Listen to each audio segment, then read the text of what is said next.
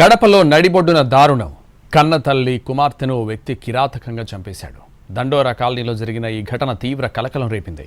బాబు అనే వ్యక్తి పెయింటింగ్ పనులు చేస్తుంటాడు. భార్య సుజాత రిమ్స్లో స్వీపర్. వీరికి ముగ్గురు సంతానం. అయితే వానిపెంటలో ఉంటున్న తల్లి ఓబులమ్మ మాచుపల్లి సమీపంలో హత్యకు గురైంది. అలాగే కుమార్తె హారిక ఇంట్లోనే విగతజీవిగా పడి ఉంది. బాబే తన తల్లి కుమార్తెను హత్య చేసినట్టు పోలీసులు ప్రాథమిక నిర్ధారణకు వచ్చారు. తల్లి పింఛన్ డబ్బుల కోసం హత్య చేశాడా లేదంటే కుమార్తెపై అనుమానంతో ఈ దారుణానికి పాల్పడ్డాడా అనే కోణంలో విచారణ కొనసాగుతోంది. బాబును అదుపులోకి తీసుకుని ప్రశ్నిస్తున్నారు పోలీసులు.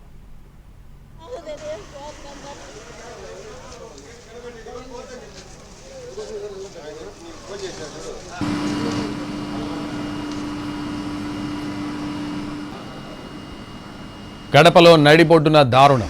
కన్న తల్లి కుమార్తెను ఓ వ్యక్తి కిరాతకంగా చంపేశాడు. దండోరా కాలనీలో జరిగిన ఈ ఘటన తీవ్ర కలకలం రేపింది.